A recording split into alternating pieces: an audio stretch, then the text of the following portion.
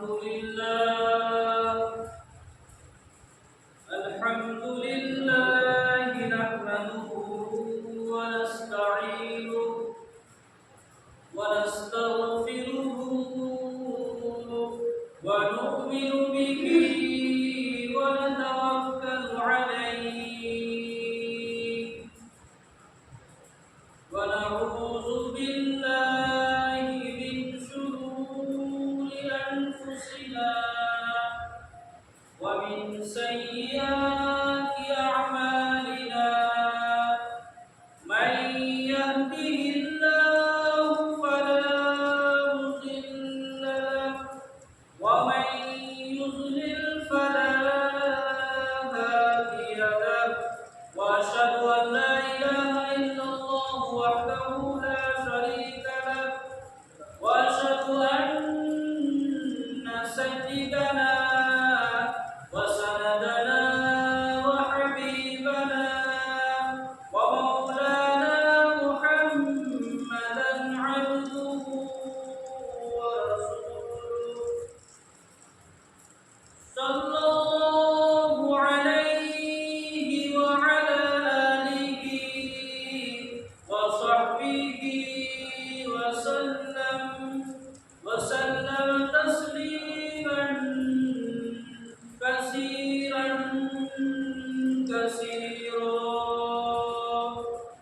أما بعد فأعوذ بالله من الشيطان الرجيم يا أيها الذين آمنوا لا تلهكم أموالكم وأولادكم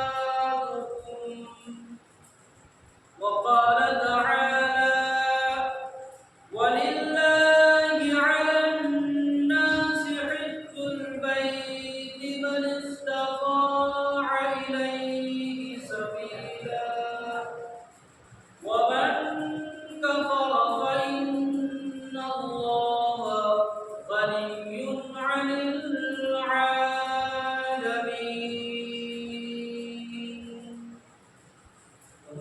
اللهم صل على محمد وعلى آل محمد كما صليت على إبراهيم وعلى آل إبراهيم إنك حميد مجيد اللهم بارك على محمد وعلى آل محمد كما باركت على إبراهيم وعلى آل إبراهيم إنك حميد مجيد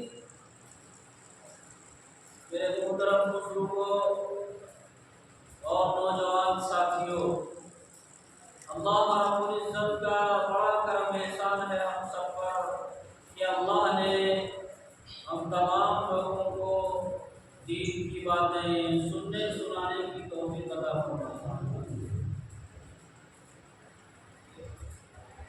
اللہ رب العزت سے دعا کیجیے کہ اللہ تعالی ہم تمام لوگوں کو آخری سانس تک دین پر قائم اور دائم رکھے۔ اس وجہ سے اللہ رب العزت کے پاس ہماری اور آپ کی جو کامیابی کا مدار ہوگا وہ دین پر قائم ہوگا۔ ایک انسان، ایک مسلمان، اس کا آخری لفظ اس دنیا سے جاتے ہوئے لا الہ الا اللہ محمد رسول اللہ اگر اس نے پڑھ لیا تو سمجھیے کہ اللہ رب العزت کی طرف سے اسے انعام ملے گا۔ اور دنیا میں ہم جس طریقے کی زندگی گزاریں گے ویسی موت آئے گی۔ جس کی نماز اچھی ہوگی اس کی موت بھی اچھی ہوگی، جس کی نماز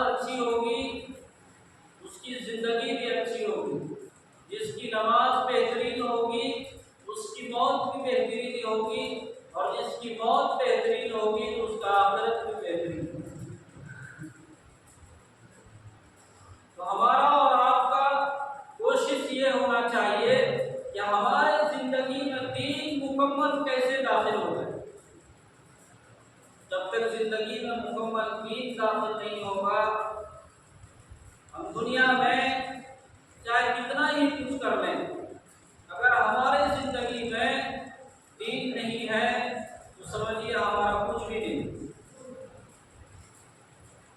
اس وجہ سے نبی اکرم صلی اللہ علیہ وسلم جو دین لے کر آیا، آنے کے بعد کہاں مکہ اور کہاں ادھر ہندوستان 10,000 کلومیٹر دور ہے۔ اللہ نے ہمیں پسند کیا، جس کے ذریعے بھی ایمان ملا۔ اللہ رب العزت نے ہم سب سے محبت کیا تو اللہ نے ایمان دیا۔ یہ ایمان بس کے کیسے جائے گا، اسی کی فکر میں آدمی لگا رہے اور شیطان سے ہمیشہ پناہ مانگتا رہے اور شیطان سے ہمیشہ بچنے کی دعائیں کرتا رہے تو سمجھیے کہ وہ آدمی بچے گا۔ اور اگر شیطان سے بچنے کی دعا نہیں مانگے گا، شیطان کے اگر نقش قدم پر چلے گا تو اس کا آخر بڑا برا ہوگا۔ دنیا تو کٹنی ہے، کٹے گی، لیکن اس کی آخرت تباہ و برباد ہو جائے گا اگر اس زندگی میں اس کے زندگی میں دین نہیں ہو، کیونکہ رزق جو ہے مقدر کی ہے، وہ تو ملنا ہی ہے۔ دو روٹی انسان جیسے تیسے تو کھا ہی لے گا، چاہے خوشی سے مل جائے اور پریشانی کر کے مل جائے، لیکن اصل مسئلہ آخرت کا ہوتا ہے۔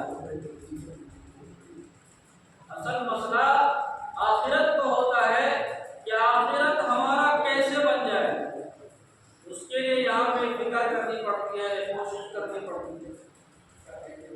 دنیاوی چیزوں میں ہم کتنا کوشش کرتے ہیں،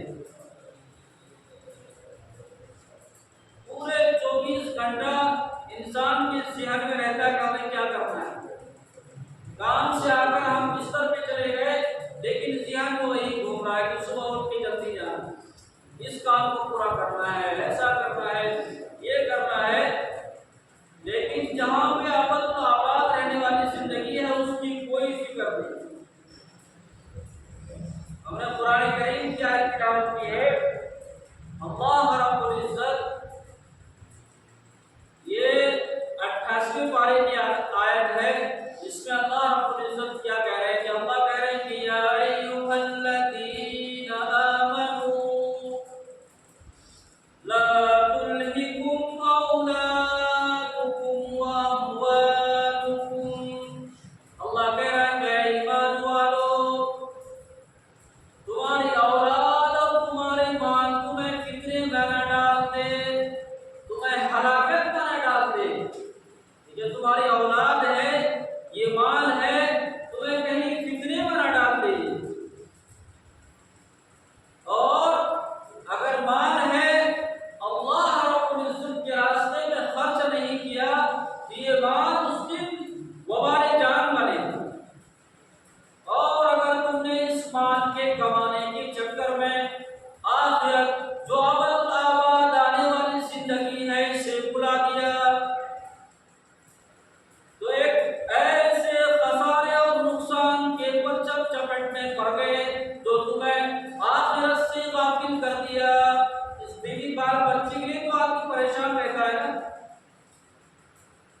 یہ مال دولت کے ساتھ ساتھ اللہ کے احکام کو بھی پورا کرنا ہے۔ اللہ نے قرآن میں مال اور اولاد کو فتنہ کیوں کہا ہے؟ اس وجہ کہا ہے کہ اس مال اور اولاد کے چکر میں کہیں رب کو نہ بھول جائے۔ ایک عظیم رب کو اگر بھول جاتا ہے اس مال دولت کمانے کے چکر میں تو اللہ رب العزت کہہ رہے ہیں کہ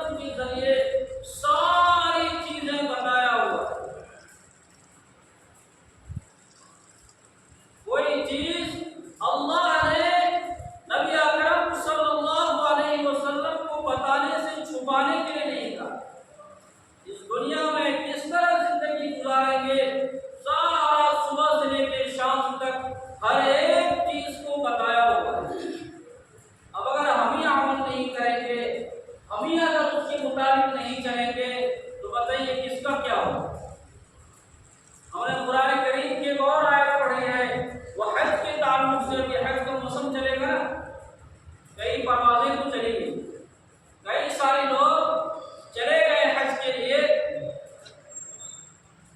تو اور بھی بہت سارے لوگ جانے ہیں۔ اللہ رب العزت قرآن میں کہہ رہا ہے وَلِلَّهِ عَلَى النَّاسِ حِجُّ الْبَيْتِ مَنِ اسْتَطَاعَ إِلَيْهِ سَبِيلًا وَمَنْ كَفَرَ فَإِنَّ اللَّهَ غَنِيٌّ عَنِ الْعَالَمِينَ۔ لوگوں پر یہ حج فرض ہے، جو شخص اس کی اطاعت رکھتا ہو اس گھر کی جا کے زیارت کرے۔ یہ اس کے اوپر ہے جس کے پاس کھا پی کے روپیہ پیسہ بچتا ہو وہاں تک جانے کا اور پیچھے خرچ چھوڑ جانے کا۔ عبادت کئی قسم کی ہے، کتنی قسم کی عبادت ہے؟ عبادت کی 3 قسمیں ہیں۔ کتنی؟ بولو یار۔ عبادت کی 3 قسمیں ہیں۔ ایک عبادت ہے بدنی، بدن کا عبادت جو ہم نماز روزہ وغیرہ پڑھتے ہیں۔ ایک عبادت ہے مالی، جو اللہ رب العزت نے روپیہ پیسہ دیا ہے، زکوٰۃ وغیرہ دیتا ہے آدمی، خرچ کرتا ہے وہ۔ ایک عبادت ہے جو مال اور بدن دونوں کو لگتا ہے، دونوں کی ضرورت ہے، جس کو حج کہتے ہیں۔ حج میں بدن کا طاقت بھی خرچ ہوتا ہے اور مال بھی خرچ ہوتا ہے، اور بتایا کہ حج کرنے والا گناہوں سے ایسے پاک ہوتا ہے جیسا کہ اس نے گناہ کیا ہی نہیں۔ اس وجہ لکھا ہے کتابوں میں حاجی حج کر کے آئے وہ گھر جانے سے پہلے اس سے ملاقات کرو، تاکہ وہ اگر گھر جائے گا تو دنیا کے معاملات میں پھنسے گا، نہ جانے کیا کیا ہو جائے گا، اس سے گناہ ہو جائیں گے۔ اس سے پہلے پاک صاحب ہے، پہلے مسافر۔ پہلی بات تو یہ ہے کہ اللہ سے دعا کریں کہ اللہ ہم تمام کو حج مقبول کرے، دعا مانگ سکتے ہیں اللہ رب العزت سے، حج کے لیے دعائیں مانگ سکتے ہیں، حج کرنے کے لیے کہ اللہ ہمیں اس گھر کی زیارت فرما۔ ایک نماز پڑھنے سے 1 لاکھ نماز کا ثواب ملتا ہے۔ کتنا بہترین نیکی کمانے کا ہے۔ اب حج کرنے آدمی جائے تو پیچھے کے معاملات کو بھی درست کر لے، کسی کو تکلیف پہنچایا ہو، کسی کا لین دین ہو، کسی کو روپیہ کوئی پا رہا ہو، کسی کو پریشان کیا ہو، کسی کو کوئی اور دقت ہو، تو سارا معافی ترافی کرائے۔ یہ نہیں کہ وہ کوئی آدمی 1 لاکھ روپیہ اس کے پاس پا رہا ہے اور حج کو چلا گیا۔ ایک آدمی حج کرنے جا رہا، ہمارے مولوی صاحب بتا رہا تھا، ایک آدمی حج کرنے جا رہا، اس کے بعد بہت سارا آدمی روپیہ پیسہ مانگا۔ وہ تو حج کرنے جا رہا، بھائی کہا جا رہا حج کرنے روپیہ مانگا، کیسی کو تو معاف کرانے کے لیے وہاں جا رہا، اس کو ادھر معاف تھوڑی ہوگا، وہ ادھر معاف ہوگا نا، پہلے ادھر دینے پڑیں گے، پہلے ادھر دینے پڑیں گے، پہلے ادھر سے معافی کرا کے جانا ہوگا۔ وہ بندہ کہہ رہا ہے کہ یہ جو لین دین ہے ہمارا، اسی کو معاف کرانے کے لیے ہم ادھر جا رہے ہیں۔ کہا نہیں ادھر نہیں، پہلے ادھر معاف کراؤ۔ اسی کو حقوق 2 قسم کا ہے نا، ایک حقوق اللہ، ایک حقوق العباد۔ حقوق اللہ اللہ کا حق ہوتا ہے، جیسے نماز ہے، روزہ ہے، حج ہے، زکوٰۃ ہے، یہ اللہ کا حق ہے۔ حقوق العباد بندوں کا حق، یعنی کسی کو کسی نے تماچا مار دیا، کسی نے کسی سے روپیہ لے لیا، کسی نے کسی کو گالی دے دی، کسی نے کسی کی غیبت کر لی، کسی نے کسی کا مال چرا لیا، کسی نے کسی کا زمین چرا لیا، کسی نے کسی پر ناحق تہمت لگا دیا، کسی نے کسی کا برائی کیا، کسی نے کسی پر غلط الزام لگایا، یہ تمام بندوں کے حقوق ہیں۔ کل قیامت کے دن ایک آدمی بہت سارا نیکی لے کے آئے گا، اس نے حج کیا، زکوٰۃ دیا، خرچ کیا، نمازیں پڑھ کے گیا، بہت ساری چیزیں کر کے گیا، وہ بستی کا چودھری تھا، بڑا روپیہ پیسہ تھا، بڑا ظالم آدمی تھا، اس نے سارا چیز کرایا، لیکن مرنے کے بعد جب حساب و کتاب میدان محشر میں سارے لوگ بیٹھیں گے، بیٹھنے کے بعد حقوق تقسیم ہوگا، وہ بندہ جو چودھری ہوگا وہ جنت میں جانا چاہے گا،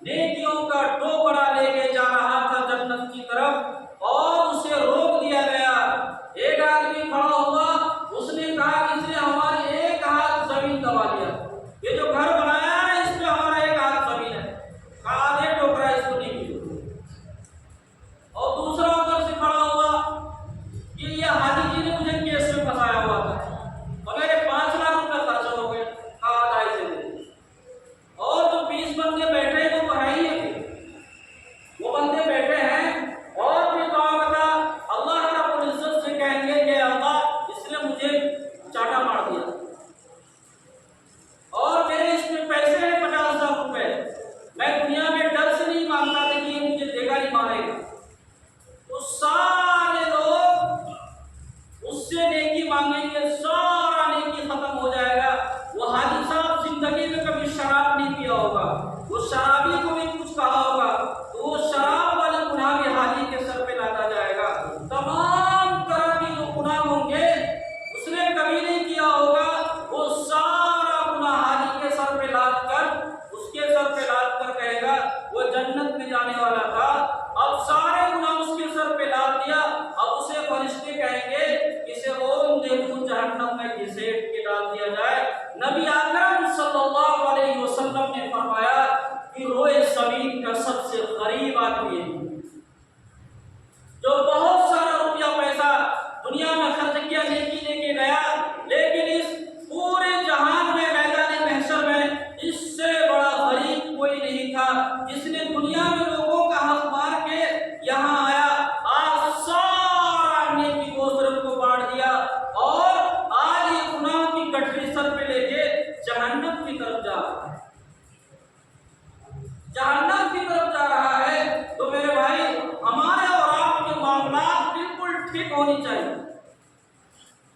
آج کل مسلمان ایک دوسرے سے اتنا بدزن ہے جو کچھ بھی پتا نہیں ہے بولے جا رہا، چمڑا کا ہوا ہے بول دو۔ کل قیامت کے دن نیکی دینے پڑیں گے، نیکی دینے پڑیں گے، وہ نیکی جو آپ کا قبول ہوا ہے، وہ والی نہیں کہ آپ نمازیں پڑھ رہے تھے دل کہیں اور تھا، وہ مقبول نمازیں جو اللہ کے رجسٹر میں قبول ہوا ہے وہ سارے دینے پڑیں گے۔ جو جس کی برائی کرے گا، کسی کی غیبت کرے گا، کسی کے بارے میں غلط الزام لگائے گا، کسی کو الٹا سیدھا کہے گا، یہ تمام لوگوں سے نیکی لے کے اس بڑے میاں کو دے رہا ہوں، اس کا بھی کیا ہوگا؟ اس وجہ سے اس دنیا میں صاف ستھرا رہیے، اپنا سفر کو مختصر کیجیے اور اپنے معاملات کو ٹھیک کیجیے، لیکن جو بھی ہوتا ہے دنیا میں اس کو صحیح کیجیے، معاف کرنا سیکھیے، معاف کرنا سیکھیے۔ معاف کرنے سے کوئی چھوٹا نہیں ہوتا ہے، معاف جو بڑا ہوتا ہے وہی معاف کرتا ہے۔ اپنے زبان سے کسی کو تکلیف نہیں دیجیے، اپنے ہاتھ پیر سے کسی کو پریشان نہیں کیجیے، کیونکہ یہ دنیا ہے، یہاں پہ آپ چل جائیں گے لیکن مرنے کے بعد نہیں چلے گا، مرنے کے بعد نہیں چلے گا۔ وہ تو احکم الحاکمین ہے، اللہ رب العزت کے پاس کسی کی سفارش کام نہیں آئے گی۔ جو دنیا میں ہمارا کوئی معاملہ بن جائے تو خون مان کرا کے معاملہ سالو کا ہوتا ہے، لیکن اللہ کے پاس کس کو کون کرے گا؟ اللہ رب العزت کے حکم کے بغیر کچھ بھی نہیں ہو سکتا ہے۔ میرے بھائی اپنے جانوں پر ظلم نہ کریں، اللہ نے جو جسم دیا ہے اس پر ظلم نہیں کریں، نماز کو اپنے اس کے اوقات پر ادا کریں، نماز اس کے اوقات پر ادا کریں، اپنے جان پر ظلم کریں گے یہ جان اتنا طاقتور نہیں ہے کہ جہنم کی آگ کو برداشت کر سکے، کرے گا برداشت؟ یہ جو دنیا والی آگ ہے اس سے کئی ہزار گنا اس آگ کو اللہ نے جلایا اور وہ آگ بالکل کالا پڑا ہوا ہے۔ ایک انسان جو اس دنیا میں غلط کرے گا اللہ رب العزت جہنم میں ڈال کے اسے کوئلہ بنا دے گا۔ میری طاقت کسی پہ، اور کل قیامت کے دن میدان حشر کا جو وہ میدان جمے گا اس دن معلوم ہے ہر انسان اپنی برائی کے برابر کھڑا ہوگا۔ ایک کتاب میں لکھا ہے یہ جو ہمارا پیچھے کا راستہ ہے اس کے اوپر سے جھنڈا لگا ہوا ہوگا، جو جتنا بڑا گنہگار ہوگا اس کا اتنا بڑا جھنڈا ہوگا۔ اور ایک میں لکھا ہے کہ کوئی یہاں تک پسینے میں ہوگا، کوئی یہاں تک ہوگا، کوئی یہاں تک ہوگا، کوئی پورا ہی ہوگا۔ حضرت عائشہ رضی اللہ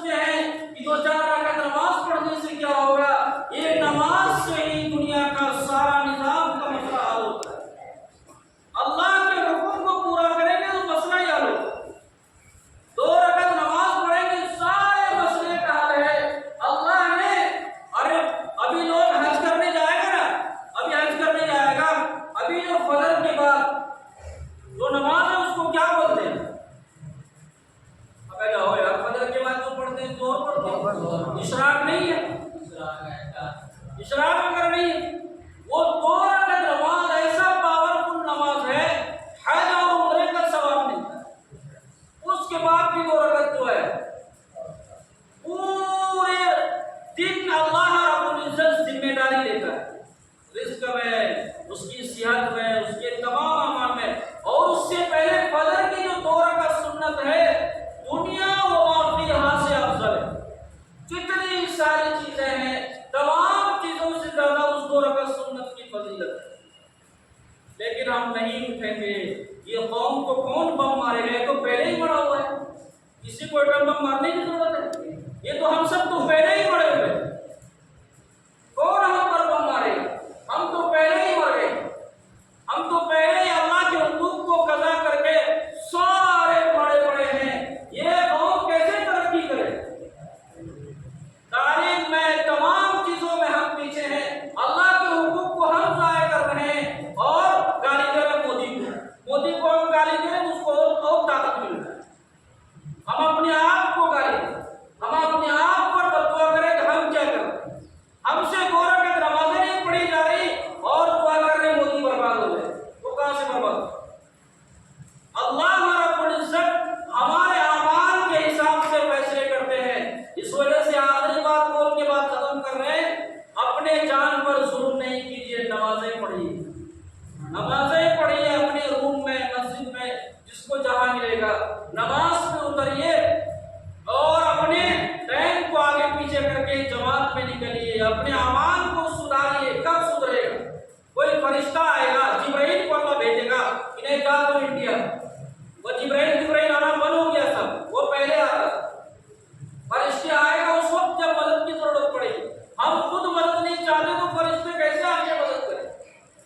ہمارا 80 سال، 40 سال، 50 سال ٹائم ہو رہا ہے، 40 سال، 20 سال، 30 سال کا مسلمان ہے، اسے نماز کا طریقہ تک پتہ نہیں۔ اور بھائی کیا کر رہے ہیں؟ کس کو آپ کیا کہہ رہے ہیں؟ ہمیں نماز پڑھنی نہیں آتی، ہمیں مدنے کا طریقہ پتہ نہیں، ٹوائلٹ جانے کا طریقہ پتہ نہیں، 4 رکعت نماز پڑھیں گے، اس میں کیا پڑھنی اس کا طریقہ پتہ نہیں، اور دوست کسی اور کو دے رہے ہیں۔ ہم کسی اور پہ انگلی اٹھا رہے ہیں۔ کسی اور کو انگلی اٹھانے سے پہلے ہم اپنے آپ پہ انگلی اٹھائیں کہ ہم کیا کر رہے ہیں، ہم کیا کر رہے ہیں۔ ہم کسی کو کچھ نہیں کر سکتے، اپنے آپ میں ہم ہو جائیں، اللہ کو ماننے والے ہم بن جائیں، حالات اللہ تعالیٰ ایسے ہی بدلے گا۔ اللہ ہم سب کو عمل کی توفیق عطا فرمائے۔ سنتیں پڑھیں۔